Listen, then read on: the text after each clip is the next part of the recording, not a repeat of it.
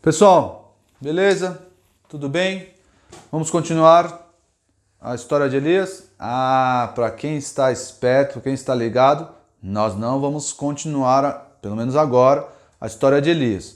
Vocês lembram que no estudo da manhã nós falamos ali algumas diretrizes da oração, o modelo da oração ali de Elias, como ele valorizou esse momento com Deus, esse momento de intimidade, de relacionamento com Deus. E aí nós aprendemos que Deus é bom, mostrando ali sua bondade perante Acabe, que era um rei mau, mas Deus mostrando sua bondade, sua preocupação, porque afinal de contas ele era rei em Israel, continuava sendo rei em Israel. E Deus ouve as orações, ouviu a oração de Elias, respondeu a oração de Elias, e aí nós aprendemos 3 diretrizes para a nossa oração. A nossa oração deve ser uma oração humilde e dependente, mesmo Deus tendo prometido a chuva para Elias, Elias se colocou diante dele de joelhos, ali contrito, humilde, dependendo da resposta de Deus. Foi uma oração individual, mas a oração também pode ser coletiva. O povo poderia ali se unir a Elias nessa petição. Senhor, manda a chuva sobre nós, manda, mas nesse episódio foi só Elias, e também foi uma oração perseverante. A nossa oração deve ser perseverante, nós devemos perseverar na oração, pedir que o Senhor há de nos responder, há de nos falar. Então, essa foi a primeira lição de hoje. Os que estão espertos lembraram que eu falei que nós vamos aprender como orar. Se você não sabe como falar com Deus, nós vamos aprender agora nesse vídeo como orar. Se você notar, se você abrir a sua Bíblia em Lucas 11, Lucas no capítulo 11, você vai ver que os discípulos pediram para o Senhor ensiná-los a orar. No versículo 1, de uma feita estava Jesus orando em certo lugar. Quando terminou, um dos seus discípulos lhe pediu: Senhor, ensina-nos a orar, como também João ensinou aos seus discípulos. Então, versículo 2, ele os ensinou. E aí a oração modelo, a oração que Jesus deixou para nós como exemplo, nós vamos destrinchá-la, nós vamos estudá-la para saber como nós devemos orar. Eu mencionei para vocês, Deus não é um gênio da lâmpada que eu esfrego e toda hora que eu preciso pedir alguma coisa, eu esfrego a lâmpada, aparece lá o gênio e eu faço o meu pedido. Não, Deus não é assim. A oração é uma expressão do nosso relacionamento com Ele. Você conhece a Deus, você entregou a sua vida a Jesus Cristo, você agora tem comunhão com Deus, a oração faz parte da sua vida, faz parte do exercício da sua fé, faz parte da sua rotina, do seu cotidiano. A oração para o crente é como o ar que ele respira. Então é a expressão do nosso relacionamento com Ele. E nós devemos saber como orar. Ter Deus só como esse gênio da lâmpada está errado. Não pode ser assim. Como nós devemos orar? O que nós devemos falar na oração? Lembrando que, aí volte agora para Mateus, que é o texto que vocês têm que decorar, Mateus 6, de 9 a 13, é o texto que vocês têm que decorar, o versículo dessa semana. Mas no versículo 7, o Senhor Jesus vai censurar um costume que as pessoas tinham lá atrás e parece que algumas pessoas têm hoje também. Mateus 6, no versículo 7, ele diz assim, o Senhor Jesus: e orando, não useis de vãs repetições. Fica repetindo. Já viu gente fazendo isso? Repetindo. Agora você ora 10 Pai Nosso, 10 Ave Maria, 10 não sei o que lá, e ora. Isso não é ser perseverante na oração. Isso é vã repetição. Achando que... E ele termina aqui, porque presumem que pelo seu muito falar serão ouvidos. Aquela insistência ignóbil, aquela insistência chata, aquela insistência insuportável. Deus vai nos ouvir porque a gente está insistindo demais. Não, a oração é esse relacionamento. Deus nós sendo perseverantes, Deus vai ouvir como um bom pai. Ouve os seus filhos, que às vezes pedem bastante.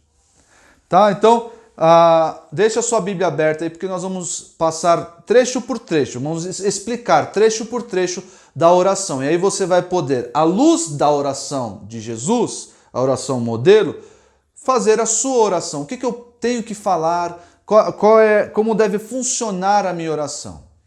Tá? Para que a gente não ore de maneira errada, de maneira que Deus não se agrade, tá bom?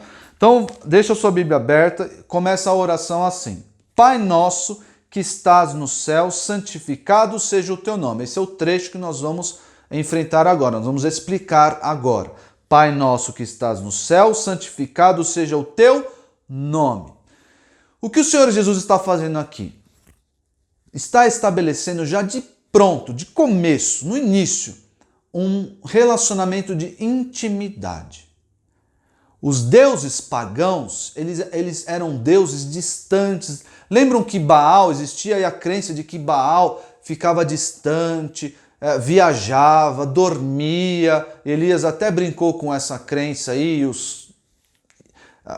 ironizando ali, Baal está dormindo, lembram disso? Então, os deuses pagãos, os deuses falsos, eram deuses assim, que não se importavam com as pessoas. Eram deuses distantes, estavam ali vivendo a sua própria vida e não se importavam muito, não queriam muito relacionamento conosco, com os seres humanos. O Deus verdadeiro, o Deus de Israel, ele é Pai.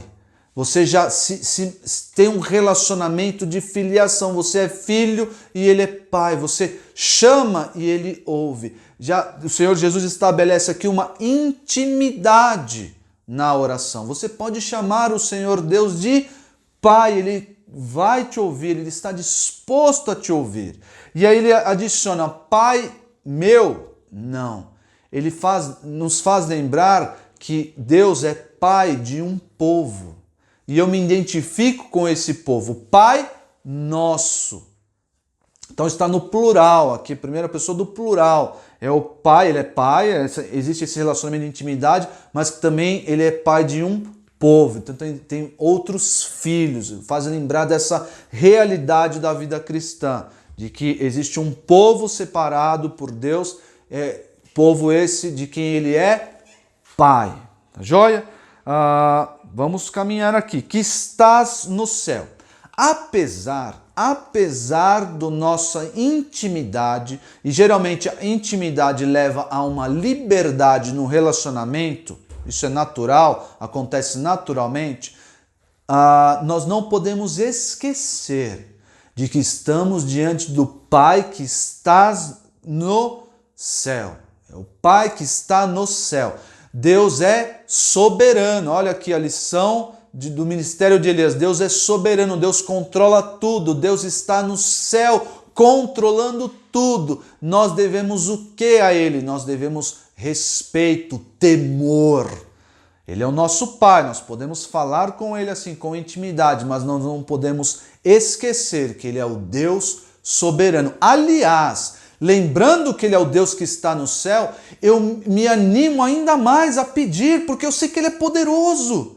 Eu sei que Ele tem poder para me atender, para olhar para mim com intimidade, com carinho, com afeto, se relacionando comigo. Ele é o Deus que está no céu, que comanda tudo.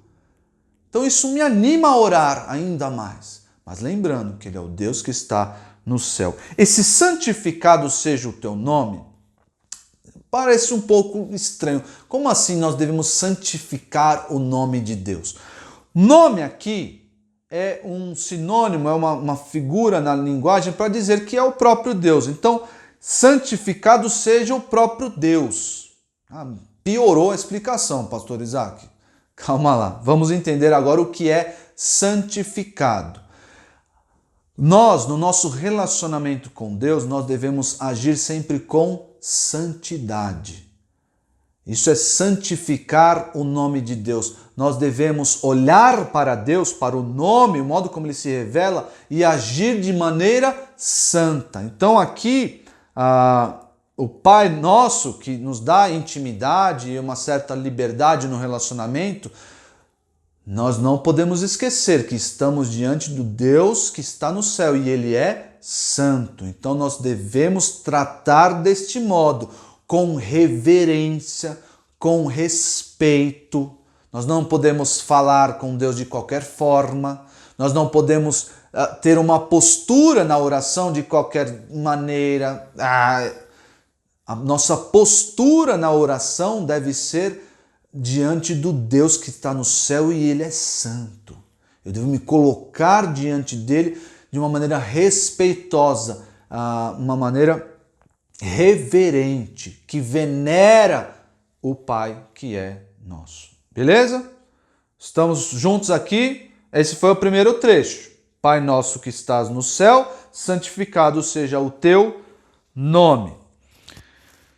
Segundo trecho, venha o teu reino, faça-se a tua vontade, que aí está dividido em versículos. Não sei se na tua Bíblia está assim. Na minha, nós passamos pelo versículo 9, agora o versículo 10. Venha o teu reino, faça-se a tua vontade, assim na terra como no céu. Aqui é muito interessante, porque para um judeu, naquela época, para um judeu, você falar venha o reino de Deus, venha o teu reino, Pai nosso, era algo muito, era uma expectativa, um desejo muito vívido, um desejo muito real, muito ali na frente deles. O que é esse reino de Deus que ele está pedindo para que venha? O que é isso? O judeu esperava, até que Jesus veio, esperava o cumprimento do reino de Deus. Que reino é esse? O reino onde um Messias viria para reinar, para ser o governante dos judeus e de todo mundo. Essa era a esperança do judeu lá no Antigo Testamento, formada no Antigo Testamento, a esperança que estava com eles na época em que Jesus nasceu. Eles esperavam o quê? O reino de Deus. E esse reino era o Messias, calma, não era Jesus, era o Messias vindo e reinando perante Israel, sentando ali no trono de Davi e reinando em Israel e governando as nações, livrando Israel do domínio das nações estrangeiras.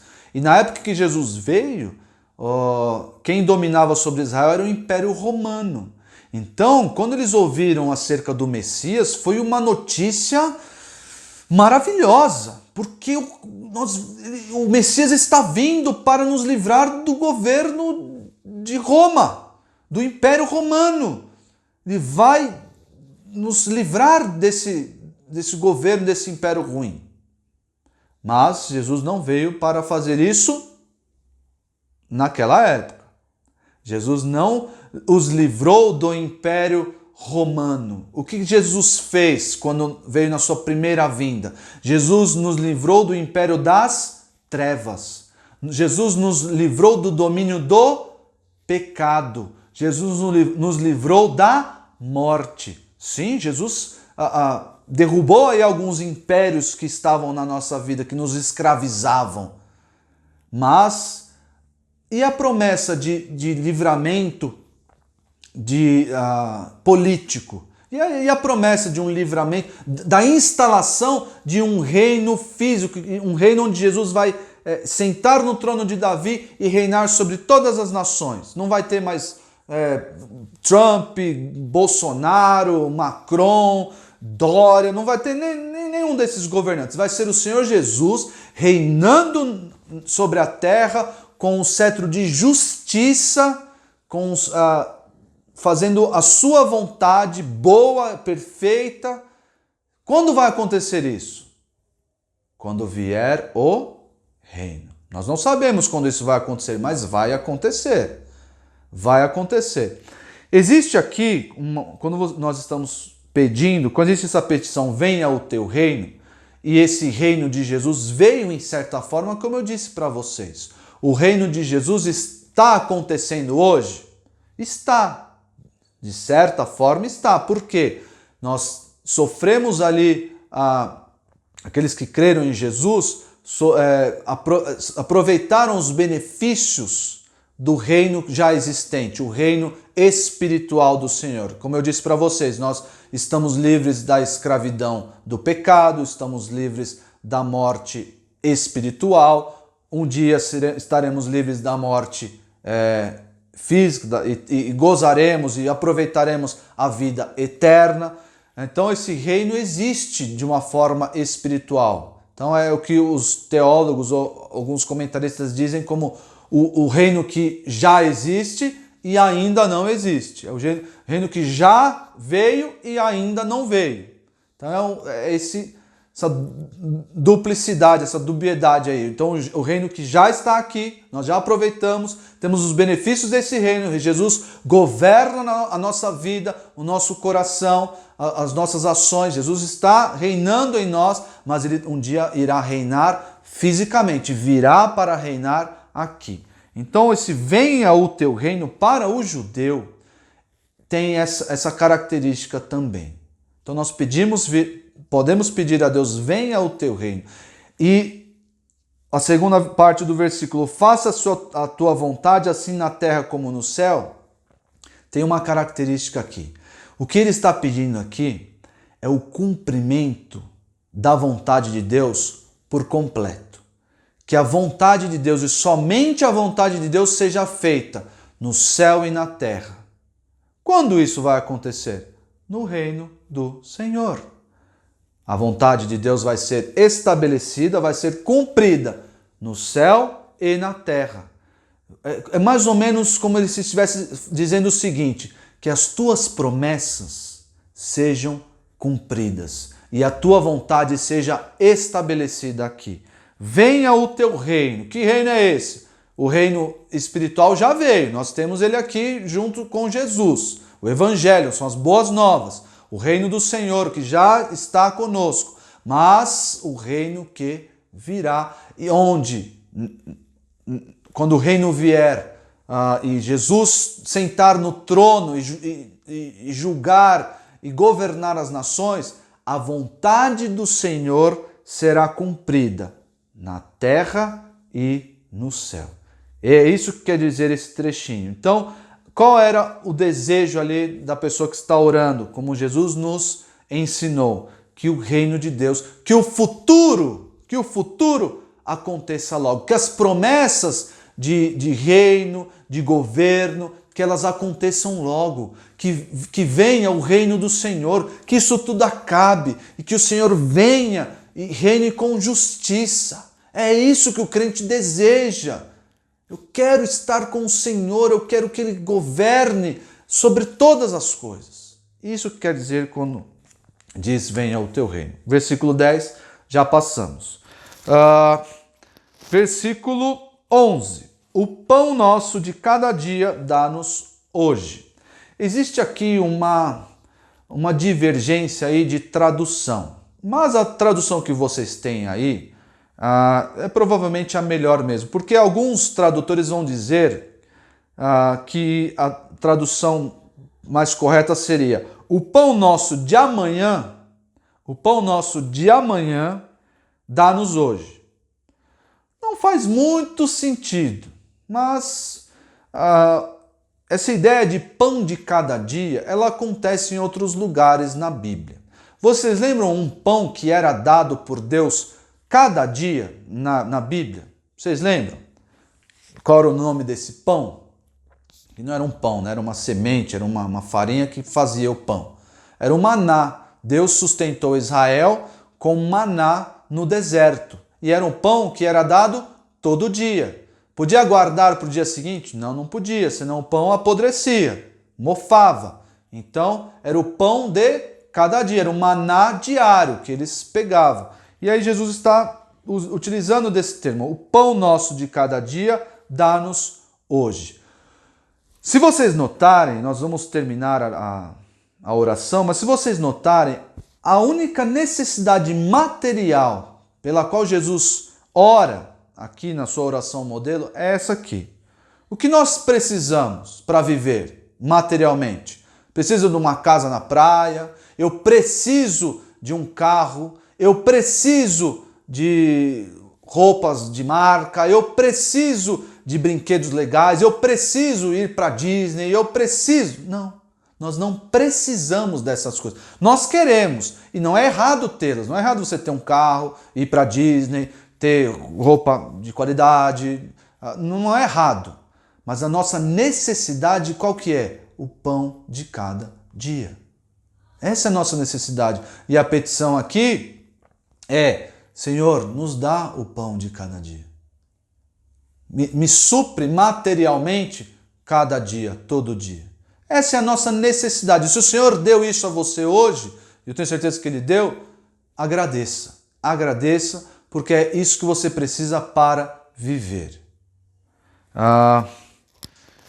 Vejam aí, no mesmo capítulo, lá no versículo 33, a partir do versículo 25, Jesus vai dizer assim: por isso vos digo, não andeis ansiosos pela vossa vida, quanto ao que haveis de comer ou beber, nem pelo vosso corpo, quanto ao que haveis de vestir. Aí ele vai falar que os lírios do campo se vestem tão bem e o Senhor há de nos vestir também. As aves do céu, elas não se preocupam com o alimento, o Senhor as sustenta. Então o Senhor Jesus faz a erva do campo que é lançada no fogo, e Deus veste a erva do campo de modo mais formoso do que Salomão com toda a sua riqueza. É o sustento de Deus, é o cuidado de Deus sendo prometido, sendo exercido na nossa vida.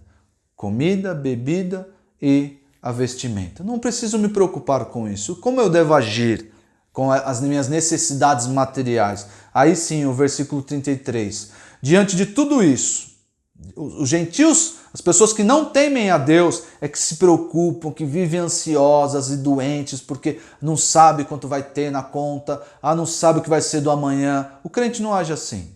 O crente, o que ele faz? Versículo 33. Buscai, pois, em primeiro lugar o reino de Deus e a sua justiça.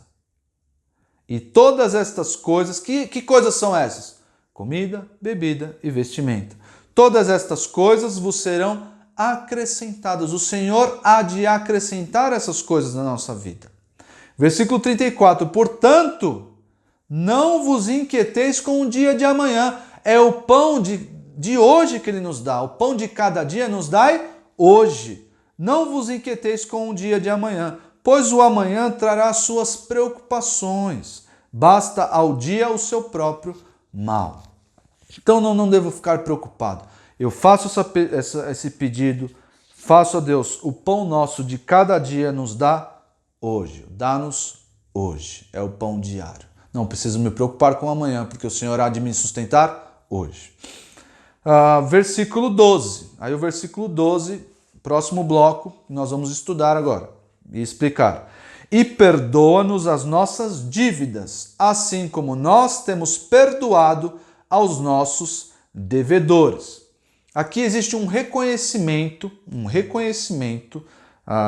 da pessoa que está orando, né, do modelo que Jesus nos apresentou, um reconhecimento de que o Senhor é quem perdoa os pecados. O termo aqui utilizado é dívida, mas à luz aqui dos próximos versículos nós podemos ver que são pecados. Perdoa os nossos pecados. E aí é interessante que ele coloca aí um critério de perdão para os nossos pecados. Como Deus há de perdoar os nossos pecados? Da mesma forma como nós temos perdoado os nossos devedores, as pessoas que pecaram contra nós, as pessoas que de algum modo nos ofendeu. Então esse é o critério que Deus usa para perdoar os nossos pecados. Vejam aí no versículo 14 e 15. Porque se perdoardes aos homens as suas ofensas, também vosso Pai Celeste vos perdoará. Esse é o critério. Senhor, me perdoa como eu perdoo os outros. Então, esse é o critério, versículo 14. Se, porém, não perdoardes aos homens as suas ofensas, tampouco vosso Pai vos perdoará as vossas ofensas. Isso aqui é muito importante. Eu reconheço que Deus deve perdoar os meus pecados, mas eu devo exercer o mesmo perdão que Deus exerce para comigo. Eu não posso pedir perdão a Deus, esperar dele o seu perdão e manter rancores, manter mágoas, manter ali inimizades contra as pessoas que me fizeram mal, que me ofenderam. Não, eu tenho que perdoá-las também, no mesmo modo que Deus me perdoa. Vejam como, no capítulo 18, como agiu uma pessoa que fez exatamente isso, que não perdoou, foi perdoada, recebeu o perdão, mas foi lá e não perdoou a pessoa que lhe ofendera, que devia a ele, né? Mateus 18, no versículo 21. É uma parábolazinha que Jesus usa para explicar, né, essa relação de perdão. Então, Mateus 18, 21. Então Pedro, aproximando-se, lhe perguntou: Senhor, até quantas vezes meu irmão pecará contra mim que eu lhe perdoe? Até 7 vezes? 7 vezes eu tenho que perdoar o meu irmão só e acabou? Não. Respondeu-lhe Jesus: não te digo que até 7 vezes, mas até 70 vezes 7. Que você faz as contas aí, se você for bom de matemática, veja quanto dá. Na verdade, Jesus está falando uma quantia alta para falar, não tem quantas vezes você tem que perdoar. Não existe, você tem que perdoar sempre. Se a pessoa pedir perdão, se a pessoa se ofendeu você tem que perdoar. Porque nós pecamos todos os dias e precisamos do perdão de Deus todos os dias. Precisamos que Deus nos perdoe, sabendo que o pecado causa essa barreira entre nós e Deus. O pecado nós devemos nos colocar diante de Deus como santos, santificado seja o teu nome. Com reverência, eu devo me apresentar diante de Deus sem mácula, sem mancha, sem pecado. Então, para isso, como eu faço isso? Eu vivo uma vida sem pecado? Eu não consigo. Por isso eu preciso do quê? Do perdão de Deus. Deus, Senhor, me perdoa, me limpa dos meus pecados. Mas qual é o critério? Assim como eu perdoo as pessoas que me devem, as pessoas que me ofendem. Vejam aí a parábolazinha. Por isso, o reino dos céus é semelhante a um rei que resolveu ajustar contas com seus servos. Imagine como se fosse Deus aqui, esse rei. E passando a fazê-lo, trouxeram-lhe um que lhe devia 10.000 talentos. Isso aqui é muito dinheiro. Na época é muito dinheiro. Muito. É impagável. Como se você devesse para o seu amiguinho 50 zilhões de dólares, que é muito mais que o real. É muito dinheiro. Não tendo ele, versículo 25, não tendo ele, porém, com que pagar, ordenou o Senhor que fosse vendido ele, a mulher, os filhos e tudo quanto possuía, tá vendo? Vende tudo, vende a sua mulher e seus filhos para você pagar. Aí o que o servo fez? O servo prostrou-se reverente e rogou: sê paciente comigo e tudo te pagarei. E o senhor daquele servo, compadecendo-se, mandou-o embora e perdoou-lhe a dívida. Você não deve mais nada. Não deve mais nada. Ele ali contrito: Senhor, você paciente comigo que eu vou pagar. Falando, não deve mais nada. E aí vejam o que esse servo fez. Ele saiu dali perdoado, não devia mais nada. Saindo, porém, aquele servo encontrou um dos seus conservos, seus amigos, que lhe devia 100 denários, que era uma quantia muito menor do que ele devia. Uma quantia muito menor. Nem se você devesse para o seu amiguinho aí 1, 2, 3 reais. É uma quantia muito menor do que aqueles 10.000 talentos que ele devia. E agarrando-o sufocava, dizendo: paga-me o que deves, paga-me o que deves. Então o seu conservo, caindo-lhe aos pés, fez o mesmo que ele, lhe implorava: sê paciente comigo e te pagarei. E o que ele fez? Ele perdoou o seu conservo, assim como ele recebeu o perdão? Versículo 30, não se perca. Ele, entretanto, não quis. Antes, indo, lançou-o na prisão até que saudasse a dívida. Vendo seus companheiros o que se havia passado, entristeceram-se muito e foram relatar ao seu senhor tudo o que acontecera. Então o seu senhor, chamando-lhe, disse: servo malvado, perdoei-te aquela dívida toda porque me suplicaste. Não devias tu igualmente compadecer-te do seu servo, como também eu me compadeci de ti? Vejam aqui, não deveria você também ter perdoado o seu conservo, o seu amigo, porque eu, Senhor, me compadeci e perdoei você, a sua dívida? É uma pergunta retórica. Claro que ele devia ter perdoado. Esse é o critério para o perdão. Senhor, me perdoa, assim como eu perdoo os que me têm me ofendido. E aí, o versículo 35. Assim também o meu Pai Celeste vos fará, se do íntimo não perdoardes cada um a seu irmão. Vejam aqui o critério para o perdão de Deus. E por fim, aí o versículo, volte lá para Mateus 6, volte para Mateus 6, o versículo 13. O versículo 13. Nós já caminhamos aí pelo 9, 10, 11, 12 e agora o versículo 13. E não nos deixe cair em tentação, mas livrai-nos do mal. Não nos deixes cair em tentação, mas livrai-nos do mal.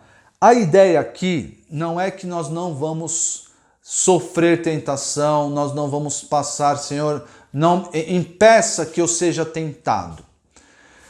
A tentação, o Senhor Jesus foi tentado pelo diabo no deserto, Mateus 4. Você quer saber a história? Leia lá Mateus 4. Jesus foi tentado, mas ele não pecou. Essa aqui é a preocupação nossa. Nós não podemos sucumbir, cair na tentação. Nós iremos sofrer a tentação. A tentação vai estar diante de nós. O que é tentação? Alguns de vocês podem estar se perguntando. Tentação é você estar diante num momento, numa situação em que você é levado a pecar ou não pecar. Quer ver? Você está fazendo prova na escola e aí você esqueceu a matéria e você quer saber para você não ir mal na prova. E aí você tem um amigão seu que estudou tudo e esse amigão seu tá ali facinho para você pedir uma cola para ele e ele te passar. E ele vai passar porque ele é seu amigão. Você está numa situação em que há uma tentação. O que eu faço? Eu peço a cola para esse meu amiguinho ou eu honestamente encaro a verdade de que eu não estudei, deixo a resposta em branco e vou mal na prova ou erro pelo menos aquela matéria. Qual é a situação correta aqui?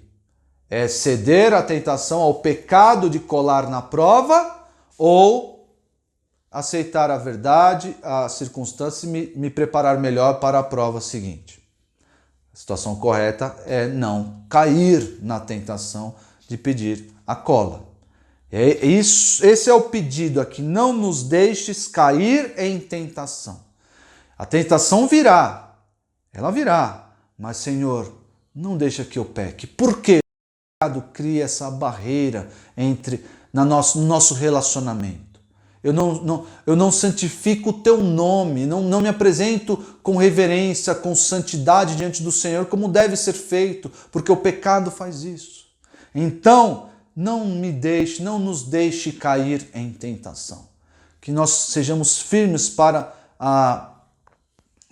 resistir à tentação e passar por ela. Abra a sua Bíblia em 1 Coríntios 10, versículo 13. 1 Coríntios 10, no versículo 13. O Senhor Deus nos garante esse pedido. Não nos deixe cair em tentação. O Senhor Deus nos garante que Ele não nos deixará cair em tentação. 1 Coríntios 10, versículo 13. Não vos sobreveio tentação que não fosse humana, ou seja, uma tentação insuportável, impossível de suportar. Não sobreveio sobre nós tentação desse tipo. Mas Deus é fiel e não permitirá que sejais tentados além das vossas forças. Olha aqui. A fidelidade de Deus se mostrando, atendendo a nossa oração, atendendo a oração de não nos deixar cair em tentação.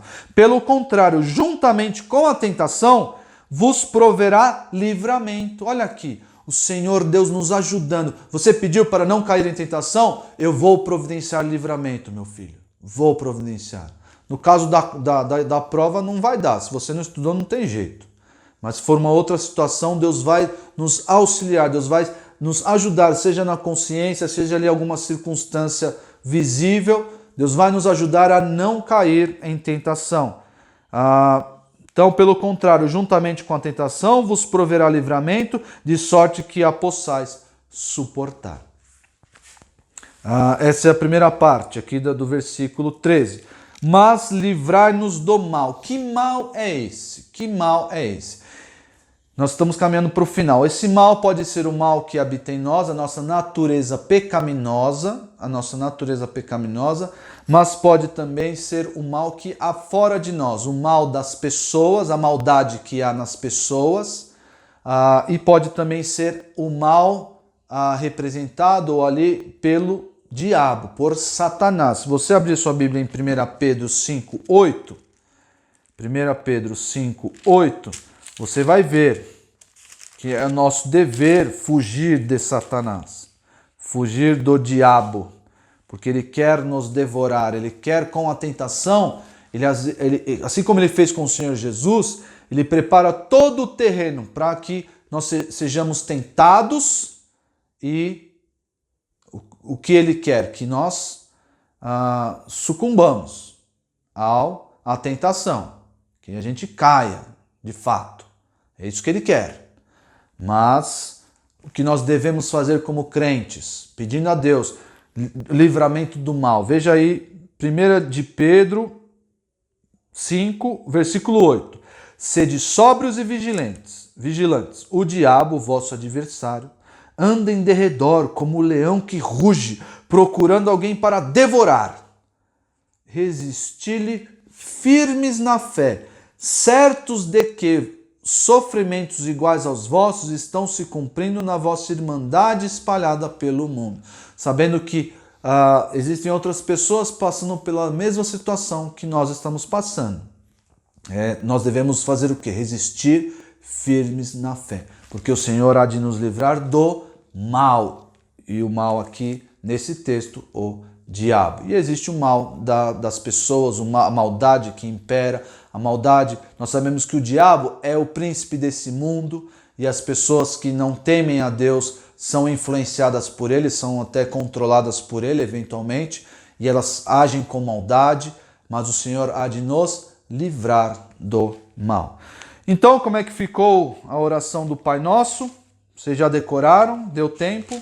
Pai Nosso que está no céu, santificado seja o teu nome, venha o teu reino, seja feita a tua vontade, assim na terra como no céu. O pão nosso de cada dia nos dá hoje. Perdoai as nossas ofensas, assim como nós perdoamos aquele que nos tem ofendido. Perdoai as nossas dívidas, assim como nós perdoamos quem nos deve. E não nos deixe cair em tentação, mas livrai-nos do mal. Essa é a oração modelo. Então, como deve ser a sua oração? Esfregar a lâmpada, esfregar as mãos. Vou fazer uma oração agora ao meu gênio da lâmpada. A sua oração deve saber que você pode ter um relacionamento com Deus, um relacionamento de intimidade, jamais esquecendo da reverência que nós nos colocamos diante dele.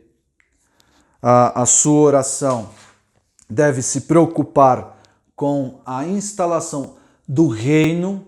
Você deve ter esse desejo, esse anseio que o reino de Deus venha. E com o reino de Deus aqui, gente, não vai ter corrupção, não vai ter maldade, não vai ter coronavírus, não vai ter nada disso. Por isso que nós precisamos pedir a Deus insistentemente, venha o teu reino, seja instalado o teu reino aqui, que a sua vontade seja cumprida na terra e no céu, que as promessas sejam cumpridas. Esse é o nosso desejo de pronto, esse é o nosso primeiro pedido. Assim como é o primeiro pedido aqui, venha o teu reino, Senhor. Venha, nós não aguentamos mais tanto sofrimento, tanta perseguição, tanta maldade, tanta morte. Venha o teu reino para acabar com tudo isso.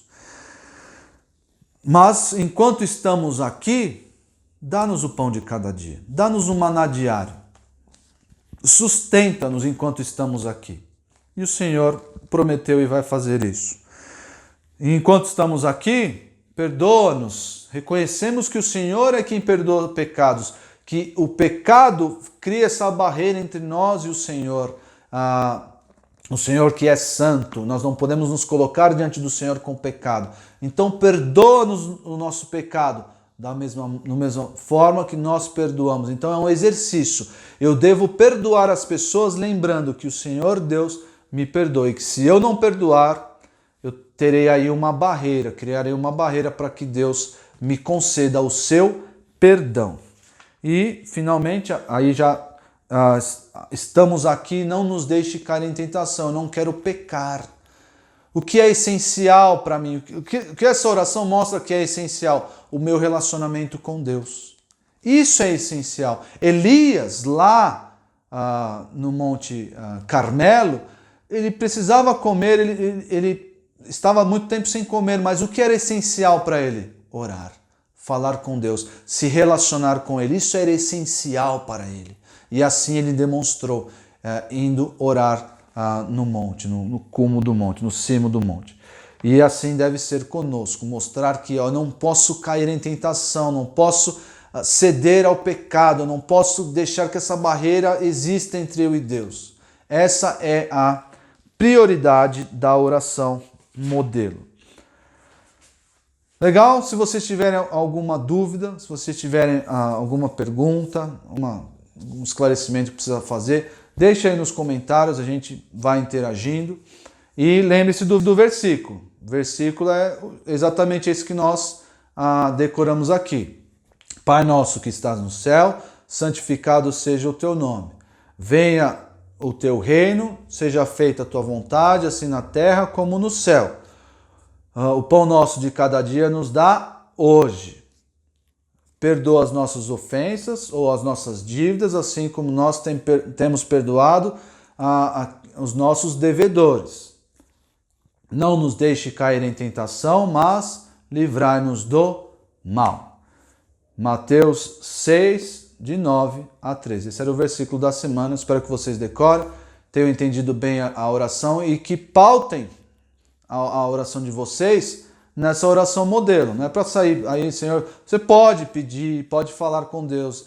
Deus nos ouve, Deus está aberto a nos ouvir. Nós devemos derramar os nossos pedidos, nossos problemas, nosso coração diante de Deus. Mas saiba que a oração modelo guia, ela serve como guia para a nossa oração, nossa preocupação com o pão de cada dia e com a nossa vida espiritual, nosso relacionamento com Deus. Espero vocês na semana que vem. Que Deus abençoe vocês. Tchau, tchau.